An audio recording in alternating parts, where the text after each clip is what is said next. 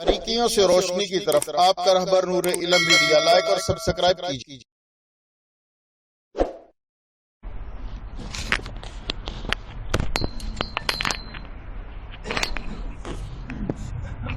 الحمدللہ پروگرام اپنی ترتیب سے آگے رواں دوا ہے۔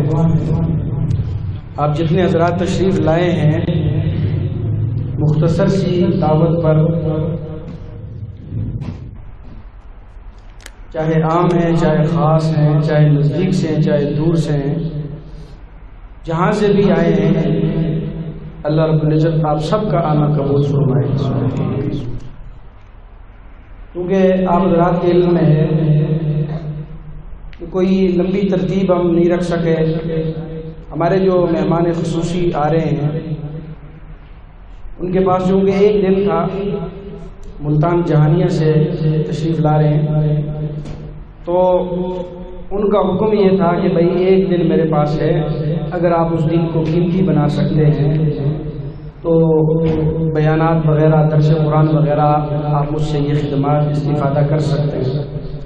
تو کل تقریباً 11 بجے کے قریب یہ ہماری ترتیب فائنل ہوئی ہے، اور گجر خان میں جیسا کہ آپ کے علم میں ہے کہ گزشتہ 2 سالوں سے مسلسل 4 سے 5 مرتبہ حضرات صحابہ کرام کی شان میں گستاخی کی گئی ہے، اور اس دفعہ جو ہمارے نزدیک میں گستاخی ہوئی اس نے تو تمام گستاخیاں، بے ادبیوں کی حد ہی پار کر دی۔ وہ کارٹون اور وہ جو چیزیں اس نے بنائی ہے وہ ہماری آنکھیں دیکھنے سے قاصر ہے، یعنی اس قدر اس بدبخت نے انتہا کر دی۔ تو علماء کرام کی، عوام کی، تاجر طبقے کی، وکلاء برادری تمام کی مشاورت تھی کہ ہمارے گجر خان سطح پر 3 سے 4 پروگرام مسلسل ہونے چاہیے، اختصار کے ساتھ ہوں، لیکن یہ ہے کہ مسلسل ترتیب کے ساتھ چلتے رہیں، جس سے عظمت صحابہ کے عنوان پر لوگوں کے سامنے مدلل گفتگو بھی آ سکے، اور جہاں کہیں کسی موقع پر عظمت صحابہ کے حوالے سے کسی بھی ساتھی کو گفتگو کرنے کی ضرورت پیش آئے تو اس کو پریشانی نہ ہو، وہ دفاع صحابہ کا حق ادا کر سکے۔ تو اس لیے یہ ترتیب بڑی شارٹ کٹ سی ترتیب ہے، اس لیے آپ نے دیکھا ہوگا چوک میں کوئی پینافلیکس بھی ہم نہیں لگا سکے ایک دن کے اندر، نہ اشتہار لگا سکے، مختصر سا دعوت نامہ اور واٹس ایپ جو آج کل کے ہمارا اس وقت سوشل میڈیا ہے اسی کے ذریعے دعوت اور انفرادی ہے۔ تو ماشاءاللہ مجھے اس پر بھی اتنی امید نہیں تھی کہ ہمارے ساتھی اتنے بروقت، اتنے احباب اتنی جو ہے تعداد میں تشریف لائیں گے۔ میں سوچ رہا تھا کہ عشاء کے نزدیک شاید جا کے یا عشاء کے بعد ساتھی اتنے پہنچیں گے۔ بہرحال اللہ آپ کا آنا قبول فرمائے۔ تو اس میں ایک اعلان تو یہ سماعت فرما لیں، علماء کرام اگر مجمع میں موجود ہیں جتنے بھی، تو بجائے کہ میں نام لے کر ان کو تکلیف دوں، وہ خود آگے تشریف لے آئیں۔ فرنٹ سیٹ میں علماء کرام تشریف لے آئیں، جتنے ہمارے علماء ہیں دائیں بائیں ہیں وہ دائیں بائیں تشریف لائیں۔ ان کے لیے ہم نے کوئی الگ سے اسٹیج کا بندوبست نہیں کیا، بھائی یہ سادہ سا نظام ہے، سادہ سا ماحول ہے۔ بہرحال خالد صاحب آپ بھی آگے تشریف لائیں، ہمارے ختم نبوت کے یہاں کے ذمہ دار ہیں، تو ہمارے جتنے حضرات ہیں اس حوالے سے وہ حضرات اللہ ان تمام کا قبول فرمائے آنا۔ تو یہ حافظ حمزہ بخاری صاحب تھے جنہوں نے آپ کے حضرات کے سامنے نعتیہ کلام حضرات صحابہ کرام کی شان میں نظم پیش کی، اللہ ان کا پڑھنا قبول فرمائے۔ کیونکہ ہمارے مہمان ابھی نزدیک ہی ہیں، کوئی اتنا معاملہ نہیں ہے، تو انشاءاللہ ان کی گفتگو فوراً شروع کرا دی جائے گی۔ ایک پیغام اور میسج آپ نے یہ لے کر جانا ہے۔ آج جمعہ میں میں یہ عرض کر رہا تھا اپنے نمازی احباب سے، میری اور آپ کی ڈیوٹی اللہ رب العزت نے کیا لگائی ہے، میری اور آپ کی ڈیوٹی اللہ رب العزت نے کیا لگائی ہے، ہم نے اپنی ذمہ داری کا احساس کرنا ہے۔ چاہے کوئی عالم دین ہے، کوئی غیر عالم ہے، تاجر ہے، پروفیسر ہے، انجینئر ہے، کسی بھی شعبہ زندگی سے تعلق رکھنے والا آدمی ہے، اس کی زندگی کس اصول پر چلنی چاہیے، اس کے لیے حکم کیا ہے شریعت کا۔ تو ہم سب کے لیے شریعت کا حکم یہ ہے، میں آپ تمام حضرات صحابہ کرام کی زندگی کو فالو کریں۔ کس کی زندگی کو فالو کریں بھائی؟ صحابہ کرام کی زندگی کو فالو کریں۔ یہ میرے لیے، آپ کے لیے، قیامت تک آنے والوں کے لیے، اور حضرات تابعین کی ابتدا سے اس امت کے اختتام تک کا آخری آدمی ہے۔ سب کے لیے یہی حکم ہے، یہی شریعت کا پیغام ہے کہ اگر وہ کامیابی چاہتا ہے تو صحابہ کرام کا جو پیمانہ ہے، جو نمونہ ہے، ما انا علیہ و اصحابی، وہ صحابہ کرام کا جو عملی نمونہ ہے ان کی زندگی اپنائیں گے تو کامیابی ہو سکتی ہے۔ اس کے علاوہ کامیابی کہیں نہیں ملے گی۔ میں جتنا ذہین اپنے آپ کو تصور کروں، جتنا بڑا علامہ اپنے آپ کو تصور کروں، جو بھی اپنے من میں ہوں، لیکن اگر صحابہ کرام کے مقابلے میں آنے کی جرت کی یا صحابہ کرام کی رائے سے اپنی رائے کا اختلاف کیا، اپنی رائے اپنے آپ کو اس قابل سمجھا کہ میری رائے ان کی رائے کے مقابلے میں آ سکتی ہے، اس دن سے ناکامی شروع ہوگی۔ بات سمجھ آ رہی ہے کہ نہیں آ رہی؟ تو یہ اصل میں ہمیں شریعت نے اس چیز کا مکلف بنایا ہے۔ گزشتہ دنوں ہمارے جبر کے علاقے میں اہل سنی گھرانہ سے تعلق رکھتا ہے اور وہ مکمل رافضیت کی نمائندگی کرتے رہے۔ ہمارے ساتھی بیٹھے ہوئے ہیں، 2 سے 2.5 گھنٹے ان سے گفتگو ہوئی، تو گفتگو کے دوران ان کا ایک ہی پوائنٹ تھا کہ آپ عظمت صحابہ کے نام پر لوگوں کی تکفیر کیوں کرتے ہیں؟ تو میں نے ان سے کہا بھائی ہم نے کسی کی تکفیر نہیں کی، ہم صرف بتاتے ہیں کہ یہ شریعت کی باؤنڈری ہے، اس باؤنڈری کو کراس نہیں کرنا۔ وہ خود فوج میں صوبیدار ہیں، میں نے کہا آپ صوبیدار ہیں، آپ کو بتا دیا جاتا ہے کہ آپ کا یہ ایریا ہے اور آپ کی یہ ڈیوٹی ہے، آپ سے اس کے بارے میں پوچھا جائے گا، اس سے آگے آپ نے گفتگو نہیں کرنی، اس سے آگے آپ نے بات نہیں کرنی۔ ایسا ہی ہے؟ کہتے جی بالکل ایسا ہی ہے۔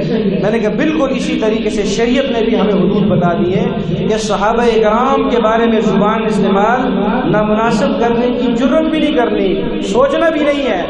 صحابہ کرام کو فالو کرنا ہے، صحابہ کرام کی زندگی کو اپنانا ہے، صحابہ کرام کی زندگیوں پر بات نہیں کرنی، صحابہ کی ایمان کی فکر نہیں کرنی، اپنے ایمان کی فکر کرنی ہے۔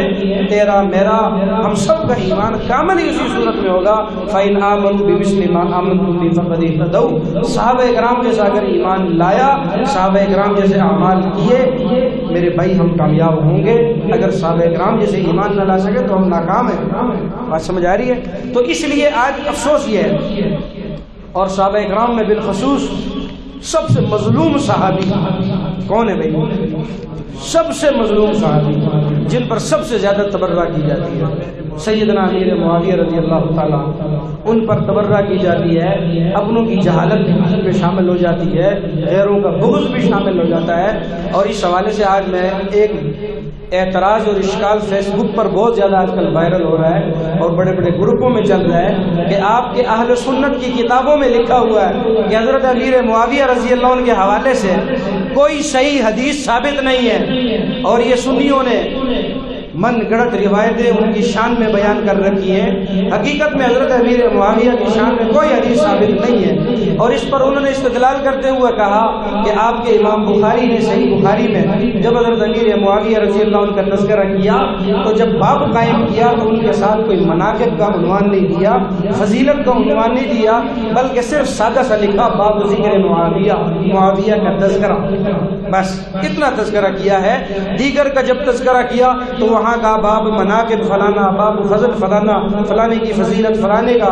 تو کہتے ہیں امام بخاری بھی اس بات کو سمجھتے تھے کہ امام سیدنا امیر معاویہ رضی اللہ عنہ کے شان میں کوئی صحیح حدیث ثابت نہیں ہے، اور اس کو گروپ در گروپ شیئر کیا جا رہا ہے اور کہہ رہا تمہاری اپنی کتابوں سے کوئی صحیح حدیث نہیں ملی۔ میں نے کہا وہ ظالموں، جو امام بخاری نے باب باندھا ہے، جو تذکرہ کیا ہے، سب سے پہلے یہ تو سمجھو کوئی بھی امام بخاری اور بھی کوئی بھی ائمہ محدثین میں سے ہوں، جب بھی وہ کوئی چیپٹر کوئی باب باندھتے ہیں یہ ان کا ذاتی اجتہاد ہوا کرتا ہے، وہ اپنی مرضی جس طریقے سے اس کو باب کو باندھے، مجھے اور آپ کو پوچھنے کا اختیار نہیں ہے، نہ ہم جواب دیں گے۔ بات یہ ہے کہ امام بخاری کا ذاتی اجتہاد ہے، چاہے وہ اس کو ذکر معاویہ کے تحت ذکر کرے، چاہے اس کو منا کر امیر معاویہ کے تحت ذکر کرے، ان کی ذاتی رائے تھی۔ ان سے پوچھ لینا قیامت کے دن کہ آپ نے فضل کے تحت کیوں نہیں باب باندھا، اس باب کو چھوڑ دیں، اندر روایتیں آپ اس کا تذکرہ کریں، ان روایات میں سے ایک روایت اب اس پر آپ صرف فوکس کریں، پھر اس کے بعد ہم بات آگے چلاتے ہیں۔ حضرت امیر معاویہ رضی اللہ تعالیٰ عنہ نے عشاء کی نماز کے بعد 1 رکعت وتر ادا کی۔ کتنی رکعتیں؟ ایک رکعت وتر آپ نے ادا کی۔ اب آپ نے 1 رکعت وتر ادا کی تو حضرت عبداللہ ابن عباس رضی اللہ عنہ کا غلام ساتھ موجود ہے، اس نے دیکھا کہ یہ صحابی ہیں اور انہوں نے عجیب نماز کی ترتیب سامنے رکھ دی ہے، 1 رکعت وتر پڑھ کے فارغ ہو گئے۔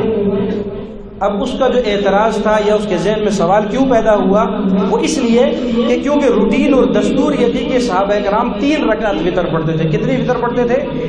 اب یہ بس مسئلہ بھی سمجھتے چلیں، اسی لیے تو انہیں یہ اشکال لاحق ہوا کہ بھئی ان کو 3 رکعت وتر ادا کرنے چاہیے تھے، انہوں نے 1 رکعت وتر کیوں ادا کیے؟ تو یہ سوال کرنا تھا غلام کا، آزاد کردہ، اور وہ تابعی ہے، صحابی کو دیکھ رہا ہے، صحابی کا غلام ہے، اس کا یہ اعتراض تھا۔ حضرت عباس رضی اللہ عنہ کو اس کا یہ اعتراض اچھا نہیں لگا، فرمایا دعہ فإنه قد صحب رسول اللہ صلی اللہ علیہ وسلم، اور بھائی ان کو اپنی حالت میں چھوڑ دو، یہ وہ شخص ہیں جس نے ایمان کی حالت میں رسول اللہ صلی اللہ علیہ وسلم کی صحبت پائی۔ سبحان اللہ ہی کہہ رہے ہیں جی، نہیں سمجھے، بات نہیں سمجھ آئی۔ کیا فرمایا؟